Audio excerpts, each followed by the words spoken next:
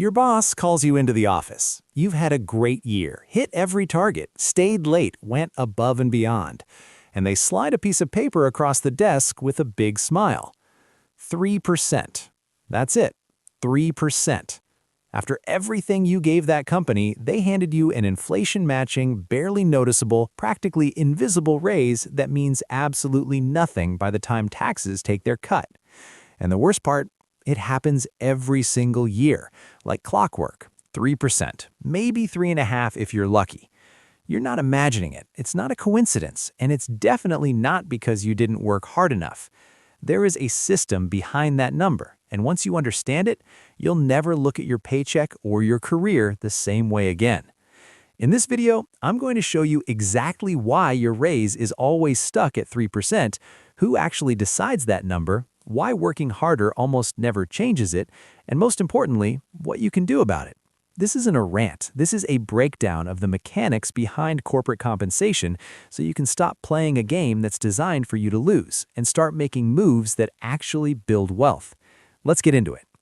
Number 1, the budget came first. You came second.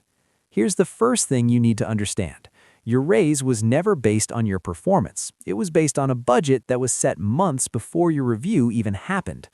Every year, your company's finance team sits down and allocates a salary increase budget, typically somewhere between 2.5% and 4% of total payroll. That number gets divided across departments. Your manager gets a pool of money to distribute among their team.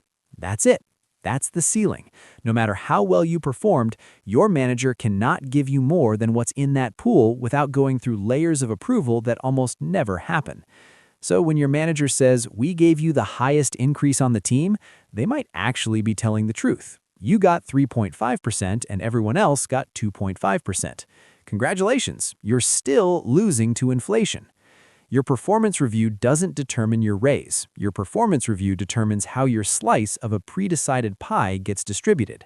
That's the first secret. The budget came first. You came second. Number 2, the 3% is designed to keep you, not reward you. Here's something that nobody in HR will ever say out loud.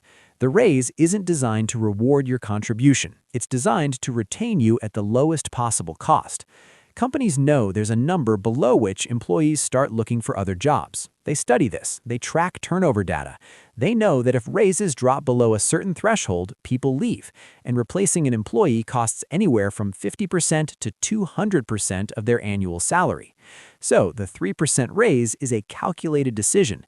It's the minimum amount needed to keep most people comfortable enough to stay without shopping around. It's not a reward. It's a retention tool. And it works because most people compare their raise to last year's raise, not to what they're actually worth on the open market. If this is already shifting how you see your paycheck, hit that subscribe button. I break down the financial systems that affect your money every single week, and most people tell me it completely changed how they think about their career and their wealth. Number 3, inflation is eating your raise alive. Let's do the math that your company is hoping you won't do. If inflation is running at 3.5% and your raise is 3%, you didn't get a raise, you got a pay cut. In real terms, your purchasing power went down.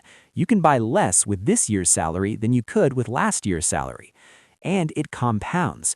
Do this for 5 years and you've quietly lost thousands of dollars in real income, while your employer's costs stayed flat, their revenues likely grew, and their profits expanded. You stayed loyal, you stayed consistent, and your real wage quietly shrank. This is why people who stay at the same company for a decade often earn less in real terms than someone who changed jobs twice in that same period. Job hoppers aren't disloyal, they're just better at math. Number 4, the only way to break the 3% ceiling. So what do you actually do about it? Here are the 3 moves that work. First, negotiate at the offer stage, not the review stage. The single most powerful salary negotiation happens before you accept a job, not during your annual review. A 10% higher starting salary compounds for your entire career at that company. Never accept the first offer. Second, change jobs strategically. The data is clear. Employees who change jobs every 2 to 3 years consistently out-earn those who stay put. The market will pay you what you're worth. Your current employer will pay you what they think they can get away with. Use that gap. Third, build income outside your salary. Investments, side income, skills that generate freelance revenue, every dollar you build outside your employer's control is a dollar that doesn't depend on anyone's budget meeting. Your salary is one income stream. Treat it that way. Subscribe to the channel if you want to go deeper on any of these. I post weekly videos on building wealth, understanding the financial systems working around you, and making money decisions that actually move the needle. The subscribe button is free, and so is the knowledge. Here's what I want you to take away. The 3% raise isn't personal. It isn't a reflection of your value, your effort, or your worth. It's a line item in a spreadsheet that was finalized before you even sat down for your review. The system isn't broken. It's working exactly as designed for the company. Your job is to understand that, stop waiting for permission to be paid what you're worth, and start making decisions based on the market value of your skills rather than the generosity of a budget committee. You are not stuck. You are just playing by rules that were written by someone else. Now you know the rules. Play differently. Thanks for watching. See you in the next video.